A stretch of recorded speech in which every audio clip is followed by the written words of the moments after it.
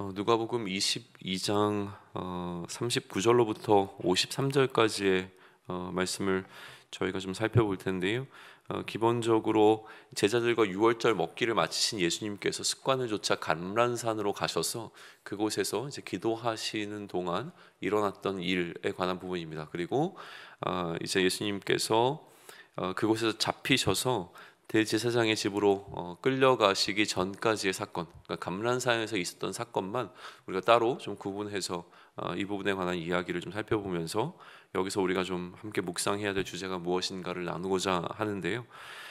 예수님께서 습관을 좇아 감람산으로 가셨다라고 하는 부분에 먼저 좀 주목을 해보죠.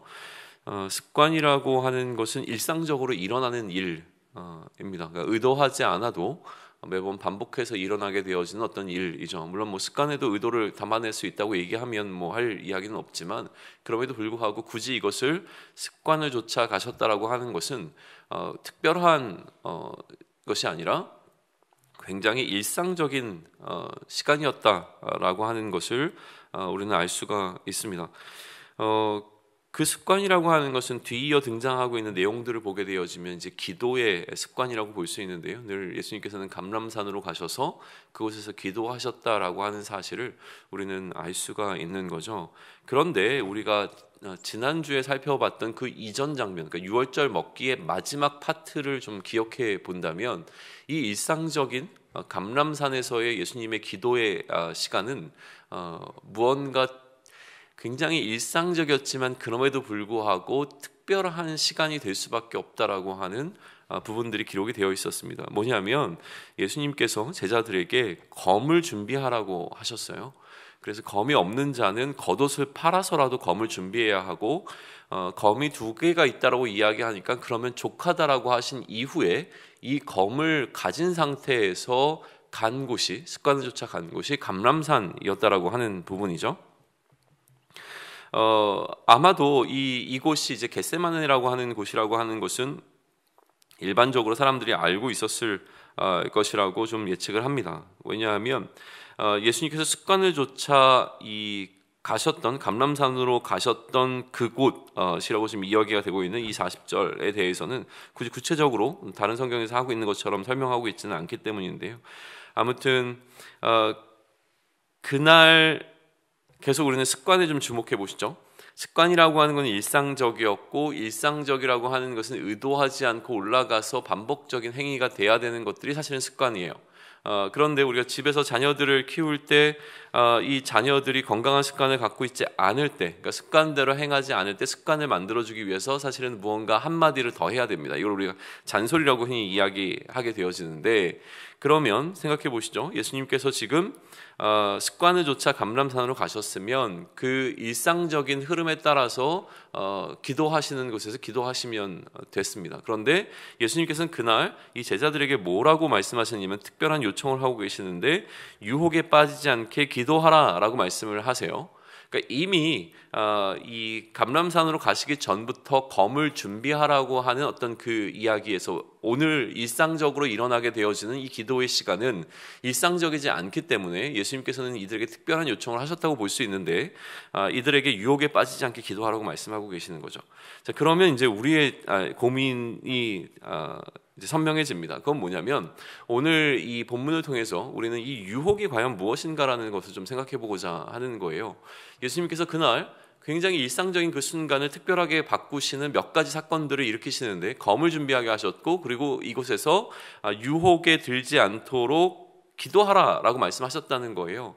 매번 올라가셨던 그 감람산에서 오늘은 왜 특별히, 아니면 감람산에 가실 때마다 예수님께서는 제자들에게 이 요구를 하셨을까라고 하는데, 저는 뭐 매번은 아니었다고 생각을 합니다. 그러니까 이날 특별히 예수님께서 제자들에게 주문하신 것이 유혹에 빠지지 않도록 기도하라라고 하는 것이었다면, 자, 그럼 다가올 유혹이라고 하는 것은 무엇이냐는 거예요. 뭐 일각에서는 이 유혹이라고 하는 게 육신의 연약함으로 인한 어떤 피로, 또 이렇게 잠이 쏟아져 오는 것, 그래서 기도하지 말고 좀 자지, 우리 뭐 그런 생각해 볼 수 있잖아요. 이번에는 이제 예배 가지 말까? 이번에는 뭐 기도하는 시간들을 좀 하지 말까? 뭐 성경을 좀 읽지 말까? 오늘은 큐티하지 말까? 이런 어떤 유혹들이 들어오는데, 그런 차원에서의 어떤 이야기를 하신 것이라고 해석을 하려고 합니다. 그러나 저는 그렇게 보이지는 않습니다. 그렇다면 그것이 아닌 특별한 무엇이 있을 것이라고 생각이 되어지는데, 이날 예수님께서는 좀 다른 날과는 다르게 제자들에게 지금 요청을 하고 계신 것이죠. 유혹에 빠지지 않게 기도하라라고 하는 것이죠. 그리고 뒤이어 한 번 더 시험에 들지 않게 기도하라라고 하는 말이 또 등장하게 되어집니다. 그러니까 우리는 좀 고민해 봐야 될 필요가 있어요. 이 유혹과 시험이라고 하는 것을 예수님은 도대체 무엇을 염두에 두시고 제자들에게 말씀하고 계시는가라고 하는 부분에 대해서 우리는 이 전체적인 단락을 통해서 한번 생각해 보고자 하는 겁니다. 그리고 나서 예수님께서는 이제 기도하시죠. 자, 제자들에게 예수님께서 유혹에 빠지지 않게 기도하라고 하시고, 그리고 돌을 던질 수 있을 만큼의 어떤 돌을 던져서 닿을 수 있는 만큼의 거리를 띄워두시고, 그리고 그곳에서 예수님께서 기도를 시작하세요. 그러면 이제 우리의 기대는 무엇이냐면, 제자들에게 유혹에 빠지지 않게 기도하라고 하는 기도의 제목을 주셨는데 예수님은 과연 어떻게 기도하시는가라고 하는 것이죠. 그러면 이 두 가지가 같은 맥락 속에 있다면 예수님의 기도 속에서 제자들이 기도해야 될 기도의 제목의 구체적인 부분들을 우리는 볼 수 있지 않을까라는 생각을 좀 해보게 되는 거예요. 예수님께서는 마찬가지로 유혹에 빠지지 않게 기도하셨을 것이라고 한번 생각해 본다면, 예수님의 유혹은 과연 무엇일까라고 하는 것인데, 예수님의 기도의 내용을 보게 되어지면 이제 십자가 사건에 관한 것을 놓고 하나님과 씨름하기 시작하시죠. 그리고 예수님의 유혹이라고 하는 것은 이 잔이, 다시 얘기하면 자신의 죽음이 자신으로부터 좀 그러니까 이 죽음으로부터 자신이 벗어날 수 있겠는가의 문제를 놓고 하나님과 끊임없이 기도합니다. 그러나 그 가운데서 그래도 하나님의 뜻이라면 그 하나님의 뜻에 맞춰서 자신이 순종하겠다라고 하는 이 부분을 놓고 계속 씨름하게 되어지는 장면으로 이어지게 되는 거예요. 그렇다면 예수님이 기도하고자 하는 기도의 제목, 그리고 이 기도 속에서 예수님이 지금 씨름하고 있는 유혹이라고 하는 것, 예수님의 유혹은 이 십자가의 사건을 피해가는 것이었다라고 하는 것을 우리는 좀 알 수가 있는 것이죠. 그리고 이 예수님께서는 이제 십자가 사건을 눈앞에 이제 목전에 두시고 나서 이 자리를 피해가고 싶다라고 하는 유혹이 예수님 안에서도 있었기에 이 유혹을 넘어서기 위해서 이 기도의 시간은 반드시 필요했다라고 볼 수 있는 것이죠. 그리고 이 유혹에 대항해야 하는 준비로서 예수님은 이 기도의 시간을 선택하신 것인데, 이 기도의 시간은 굉장히 치열했다는 거예요. 오늘 우리 한국어 성경의 이 표현을 따르면 힘쓰고 애쓰고 더욱 간절히 기도하셨다라는 거죠. 그러니까 여전히 그 안에 이 유혹과 맞서 싸울 수 있는 어떠한 상황들을 위하여서 예수님께서는 굉장히 간절히 기도하셨는데, 이게 유혹에 대항할 준비의 시간이었다라고 하는 것이죠.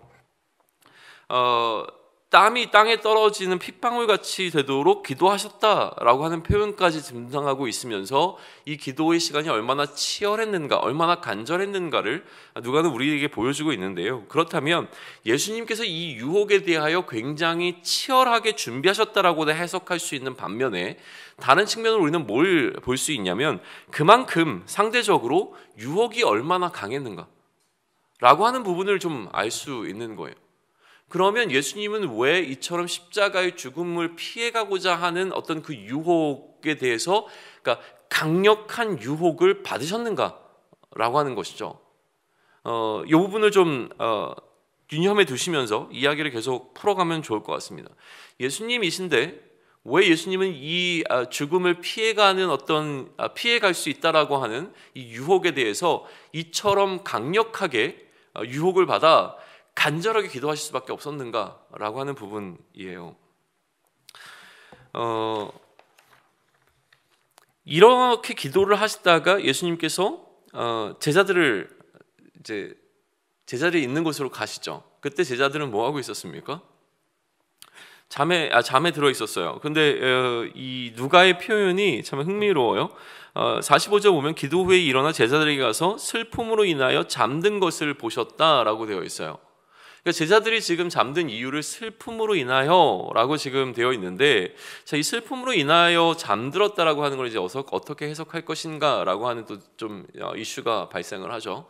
근데 저는 뭐 긴 이야기를 할 건 아닌 것 같고, 지난주에 우리가 살펴봤던 그 유월절 먹기의 자리를 한번 생각해 보시고, 그게 한 날 동안 일어난 이 사건이거든요. 그날 제자들의 심리의 상태, 또 정서적인 상태가 어땠겠는가라고 하는 것을 한번 좀 고려해 볼 필요가 있어요. 제자들이 너무나 나태하고 게을러서 그날 산에 가가지고 기도해야 되는데 기도하다가 그냥 너무 피곤해가지고 늘어져서 잤다라고 하는 것으로만 생각하지 마시고, 그 하루의 시간이 어떻게 흘러갔는가, 유월절 먹기를 준비하고 유월절 먹기 동안 함께 대화하고 이 시간들을 보냈는데, 그 시간이 피로했다기보다 슬픔으로 인하여 잠들었다라고 하는 것은 정서적인 피로가 이들을 잠들게 했다라고 좀 해석할 수 있을 것 같아요. 그러니까 정신적으로 굉장히 고단했던 날이었습니다. 근데 슬픔이라고 하는 것을 통해서 그 정신적으로 고단했던 것이 기쁨의 측면이 더 강하기보다는 슬픔의 측면이 훨씬 더 강했던 그날이라고 하는 것이죠. 그날 저녁 그들이 함께 나누었던 대화의 핵심이 무엇인지를 한번 생각해 보시라는 거예요. 그들이 단순히 유월절을 통해서 하나님께서 이 출애굽시켜 주신 것을 기념하는 식탁의 자리로 그날을 완전히 가득 채웠을까? 아니라는 거예요. 그날의 시간을 예수님께서 새롭게 의미를 부여하셨고, 그것뿐만이 아니라 누군가 너희 중에서 한 사람이 나를 팔아먹을 거라는 이야기를 하시면서 그들 가운데 누가 예수님을 팔 것인가라고 하는 의심으로 논란이 일어나기 시작했고요. 또 그것 때문에 그들은 서로 누가 더 크냐라고 하는 치열한 논쟁을 벌였어야만 했고, 그리고 베드로가 예수님을 부인할 것이라고 하는 그 시간을 통하여서 이들의 이 저녁의 식탁의 자리는 엉망진창이 돼버렸고, 그 가운데서 피로도가 쌓일 수밖에 없었던 그 시간이었다는 거죠. 그래서 그들은 습관을 조차 감람산으로 가기는 했지만 그 가운데서 그 한 하루가 그들에게 주는 이 피로를 넘어서지 못하고 슬픔으로 인하여 잠들게 되었다라고 하는 것으로 해석하는 것이 저는 자연스럽다고 생각을 합니다. 그때 예수님께서 이들을 깨우시면서 말씀하시죠. 어째서 자고 있느냐? 시험에 들지 않게 일어나 기도하라 라고 말씀하세요. 예수님께서는 이들의 피로를 이해하셨다면 좀 더 자게 놔두실 수 있었을 것 같아요. 그러나 예수님께서는 이들을 깨우시고 시험 들지 않게 기도하라고 말씀하세요. 왜 그러냐면 이제 앞으로 일어날 어떤 일에 대해서 대비하게끔 하시기 위한 예수님의 결정이었다라고 보는 거예요. 만약 이 일이 며칠 뒤에, 몇 달 뒤에 일어난 어떤 사건에 대해서 시험에 들지 않게, 유혹받지 않게 준비하라고 말씀하셨던 거라고 한다면, 그러면 굳이 예수님께서 지금 이들을 찾아와서 이렇게 일어나서 기도해야 된다라고 말씀하셨을까? 저는 아니라고 생각하는 것이죠. 지금 예수님께서는 뭘 얘기하시냐면, 이제 무언가 어떤 사건이 일어나게 될 텐데 이 사건을 준비하기 위해서 이들은 깨어 있어야 하고 시험 들지 않도록 기도해야 된다라고 하는 거예요. 그러니까 유혹과 시험이라고 하는 이 두 가지 주제를 놓고 너희가 끊임없이 기도하고만 있어야 돼, 기도하고 있어야만 해라고 하는 이야기를 계속 지금 제자들에게 요구하고 계시다라고 하는 것이죠. 그러면 우리는 아까도 말씀드렸지만 유혹과 시험이라고 하는 부분을 이제 해석할 때 다음에 일어나는 사건과 이 유혹과 시험을 어떻게 연결시킬 것인가에 또 관심을 놓고 계속 말씀을 좀 살펴볼 필요가 있습니다. 그때 마침 유다가 무리를 이끌고 오게 되어지죠. 그리고 예수님께 입맞춤하러 가까이 다가옵니다. 자신에게 다가온 유다에게 예수님께서 말씀하시죠. 네가 이 입맞춤을 통해서 나를 파느냐라고 말씀하시면서 그날 있었던 누가 예수를 파는 자라고 하는가, 파는 자인가라고 하는 이 논쟁에 답이 주어지죠. 유다가 이제 파는 자라고 하는 이 사실이 분명하게 드러나는 순간이 찾아옵니다. 자, 근데 한번 생각해 보세요. 그날 예수님께서는 이 산에 가시면서 다른 날과 다르게, 그 이전과 다르게 제자들을 준비시켰어요. 준비시키시면서 뭘 요구하셨냐면 칼을 준비하라고 얘기를 하셨고, 제자들은 칼을 준비했어요. 칼을 준비했는데 그날 무리들이 예수님이 있는 곳을 찾아옵니다. 어떻게 찾아왔을까요?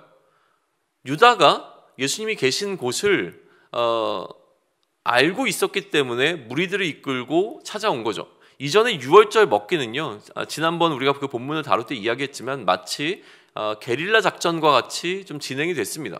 물동이를 갖고 가고 있는 사람을 쫓아가서 그 어떤 장소에, 특별히 준비된 장소에서 비밀리에 유월절 먹기가 진행되었기 때문에 아마 유다도 정확하게 몰랐을 가능성이 있어요. 그러나 지금은 예수님께서 습관을 쫓아 가셨던 그 장소를 유다는 알고 있었고, 그래서 이 무리들을 끌고 오죠. 검을 준비하게 하셨고 유다가 무리를 끌고 왔습니다. 그럼 제자들은 어떻게 생각을 할까요? 예수님께서 이런 일이 일어날 것을 아시고 우리로 하여금 미리 검을 준비하게 하셔서 이들이 행하려고 하는 어떤 이 일을 막으라고 하시는구나 라고 충분히 생각할 수 있었겠죠. 그리고 예수님께서 말씀하시는 거예요. 유다에게 네가 지금 나를 팔려고 하는구나 라고 얘기를 했을 때 제자들은 순간적으로 내가 이 예수님을 보호해야 되겠다라고 하는 생각을 하게 되는 게 너무나 당연했다라고 하는 거예요. 그러니까 그 상황 가운데서 제자들이 할 수 있었던 최선은 무엇이냐면 이 상황 속에서 예수님을 보호하는 것이죠. 그리고 그들 가운데 한 제자라고 이야기를 해요. 그 가운데 한 사람이 예수님께 그 주위에서, 그러니까 제자들이 다 이렇게 얘기하는 거예요. 이렇게 되어지는 일을 보면서 예수님, 우리가 저들을 칼로, 예수님 준비하라고 했더니 칼로 쳐버릴까요? 라고 얘기를 하는 그 순간 그 중에 한 사람이 대제사장의 종을 쳐서 그 오른쪽 귀를 떨어뜨리게 되어지는 사건이 일어나게 되는 거예요. 다시 한번 장면을 생각해 보십시오. 예수님이 칼을 준비하라고 하셨고 칼을 찬 상태에서 일상적이지 않았던 그날 밤이었습니다. 그날 밤 예수님께서는 긴장하시면서 기도하셨고 유다가 무리를 끌고 찾아왔습니다. 그때 제자들은 얘기하죠. 이 순간 칼로 저들을 쳐야 되는 건가 보다. 예수님, 이것을 예수님께서 원하시는 겁니까? 라고 질문하는 순간 예수님의 답변을 기다리지 않았던 그 한 사람이 가서 칼로 예수님을 잡으러 온 사람 가운데 한 사람을 치게 되어지는 사건이 일어나게 되는 것이죠. 자, 그러면 우리는 이 상황을 어떻게 바라볼 수 있냐면 두 그룹이 싸우기 위해서 만났습니다. 두 무리가 산에서 만난 거예요. 그때 한쪽에서 칼을 가지고 상대방을 치기 시작했습니다. 상대방도 이따가 나오겠지만 무기가 없었던 게 아니에요. 검과 소위 얘기하면 이제 우리로 얘기하면 강목같이 이제 얘기해야 될까요? 들고 왔습니다. 그러니까 얼마든지 물리력으로 이 상황을 제압할 수 있는 준비를 해가지고 찾아온 그날 밤이었다라고 하는 거예요. 양쪽 다 어떻게 보면 무기를 가지고 있었고 이 무기를 통해서 자신들의 물리력을 얼마든지 이용해서 상황을 압도해 나갈 수 있는 이 준비가 되어 있었던 상황이라고 하는 거예요. 그때 한쪽에서 물리적 힘을 행사합니다.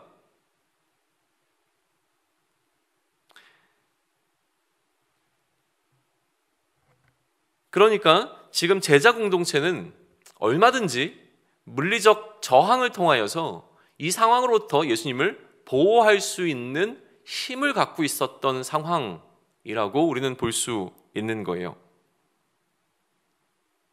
그런데 예수님께서 뭐라고 말씀하시냐면 이것까지 참으라 라고 말씀하세요. 이것까지 참으라. 너희가 지금 갖고 있는 이 물리력으로 이 상황을 압도하려고 하지 말라라고 하는 말씀을 하고 계시는 거예요. 이것까지 참으라. 너희가 할 수 있지만 참아야 된다고 말씀을 하고 계세요. 자, 그러면 우리는 이렇게 볼 수 있어요. 시험 들지 않게 기도해라. 유혹받지 않게 기도해라. 근데 이들이 지금 그 다음 상황에서 시험 들었고 유혹받았다는 것은 무엇이겠습니까? 이들이 갖고 있었던 물리력을 행사하는 겁니다. 이것을 통해서 무언가 좀 이 상황을 제압하고 압도해 나가야 되겠다라고 하는 생각을 하는 것이 사실은 유혹받고 시험 드는 상황이었다라고 우리는 해석할 수 있는 것이죠.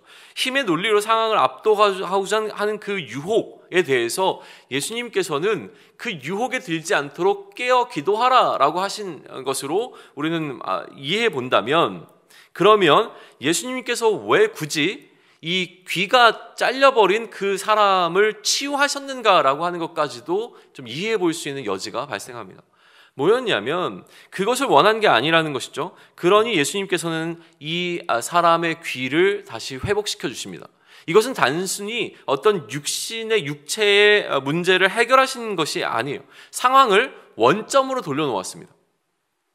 이 두 그룹이 처음 만났던 그 상태 그대로 사실 만들어 놓으신 거예요. 단순히 어떤 세팅을 이렇게 만들었다는 것이 아니라 한쪽에서 물리력으로 훨씬 더 압도하는 상황을 만들었습니다. 그 상황을 원점으로 돌렸다라고 하는 것이죠. 예수님께서 칼을 준비하라고 하셨지만 이 칼을 사용하고자 하는 어떤 그 유혹을 넘어서도록 말씀을 하신 것이죠.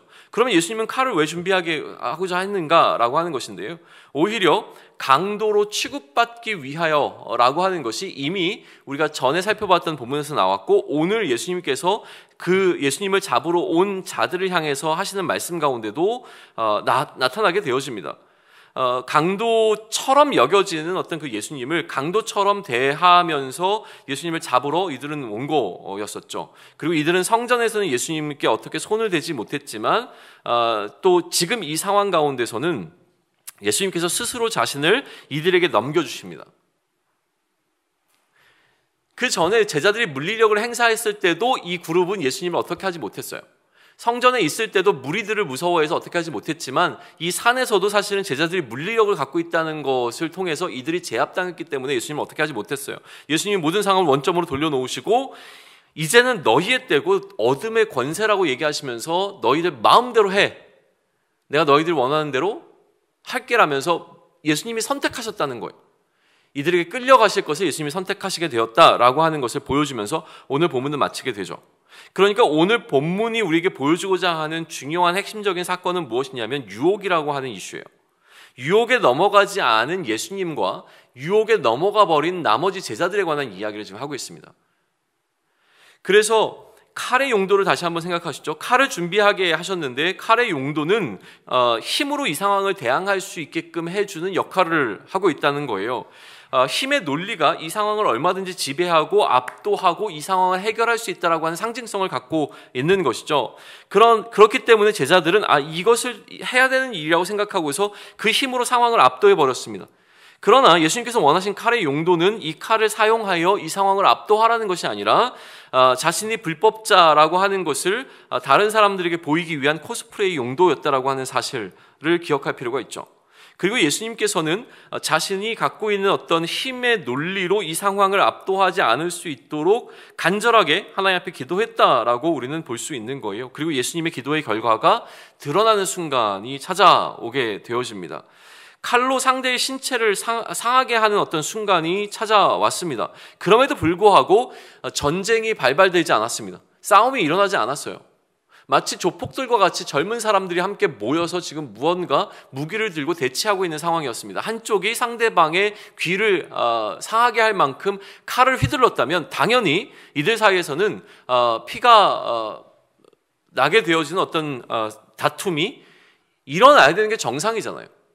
그런데 일어나지 않았다라고 하는 것은 무엇이냐면 다가온 상대방이 그렇게 나아가서 그들에게 칼을 휘둘렀던 어떤 사람과 아울러 그 사람의 편에 있는 사람들을 통하여서 자신들이 지금 이 상황에서 나서는 것이 승산이 없다라고 생각했을 가능성이 높습니다.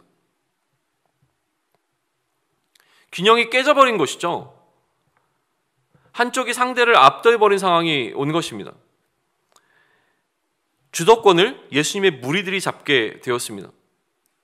그렇다면 얼마든지 힘센 사람이 이기는 세상의 질서를 따라 지금 상황을 예수님은 피해갈 수 있었을 겁니다. 승산이 제자들에게 있었기 때문이죠. 불리한 상황이 유리해져 버렸습니다. 예수님은 그러한 상황을 놓고 이게 하나님께서 나를 위하여 이렇게 상황을 이끌어 가시는구나 라고 해석하실 수도 있었을 것 같아요. 아버지께서 이 상황을 모면케 하시기 위하여 이 상황을 압도해 나가도록 잘하면 내가 이들에게 끌려가지 않을 수도 있겠다라는 생각을 하셨을 수도 있겠죠.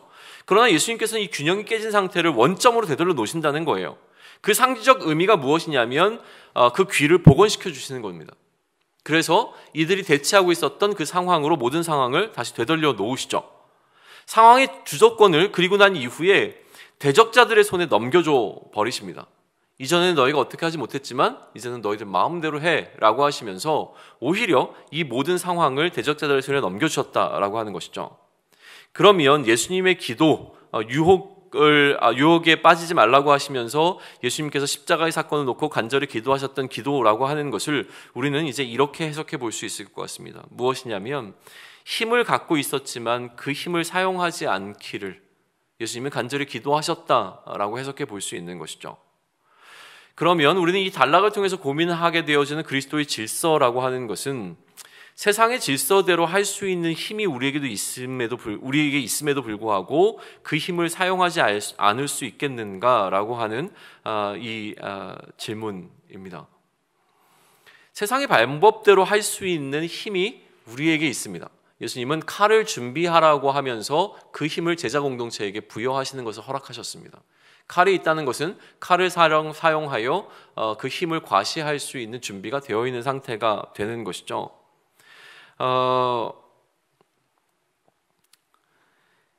우리에게도 마찬가지로 세상의 방법대로 할 수 있는 힘이 무언가 존재할 겁니다. 힘이 없으면은요, 사실 유혹받지 않습니다. 힘이 없으면 우리는 유혹받을 일이 없어요.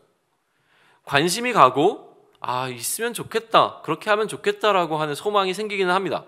그러나 이룰 수 없는 꿈과 같은 것이기에 그것 때문에 사실 유혹받지는 않습니다. 물론 마음이 흔들릴 수는 있겠죠.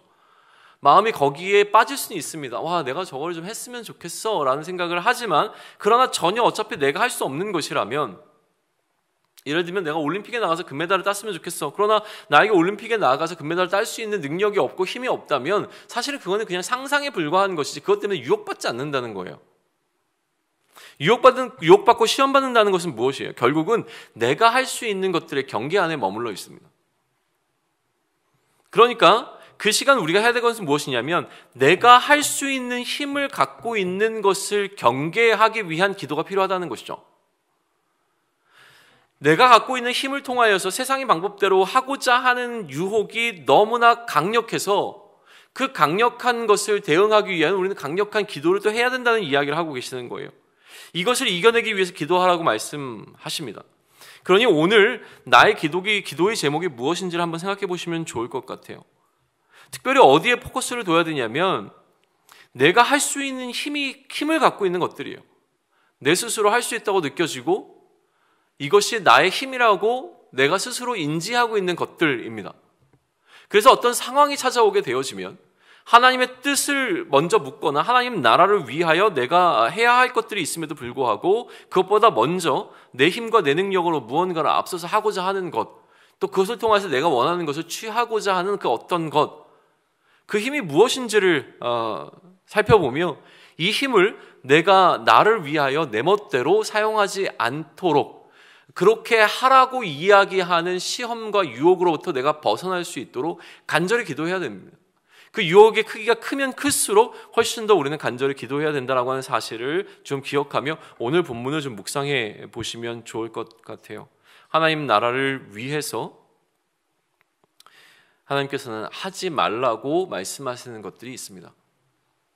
이것까지 참으라 라고 말씀하시는 것이 우리에게 있다는 거예요. 우리에게는 힘이 있지만 그 힘을 사용하지 않아야 한다라고 하는 그 하나님의 말씀 가운데 우리는 어떻게 반응할 것인지에 대해서 좀 고민하면 좋겠습니다. 예수님이 보여주신 게 바로 그것이죠. 누가가 그의 독자들에게 보여주고자 한 것도 그것입니다. 예수님께는 힘이 있었습니다. 힘이 있었음에도 불구하고 예수님의 선택을 통하여서 오히려 이 십자가의 사건, 그러니까 재판의 상황으로 예수님의 선택에 의해서 나아갔다라고 하는 사실을 명확하게 보여주고자 한 것이죠. 예수님의 힘이 없었기 때문에 상황이 그렇게 흘러가서 어쩔 수 없이 예수님이 그렇게 재판의 과정으로 넘겨지게 된 것이 아니라 예수님께서는 스스로 이 상황 가운데서 그것을 선택하시며 자신의 죽음의 자리로 나아가셨다. 이거를 누가가 우리에게 보여줍니다. 왜냐하면 거기에 하나님의 뜻과 하나님 나라가 있었기 때문인 것이죠. 그러니 오늘 우리가 선택할 수 있는 어떤 상황 가운데 우리의 힘의 논리로 세상의 방법대로 무언가를 해결하고자 하는 유혹으로부터 벗어나 하나님 나라를 위하여 내가 참아야 할 것이 무엇인지에 대해서 보다 집중적으로 좀 묵상해 보면 좋을 것 같습니다. 얼마든지 할 수 있는 것이지만 하지 않기로 결단하는 것을 통하여서 우리가 예수님께서 말씀하셨던 이 유혹으로부터, 시험으로부터 빠지지 않는 그러한 오늘을 또 살아낼 수 있는 저와 여러분이 되기를 축원합니다. 아멘.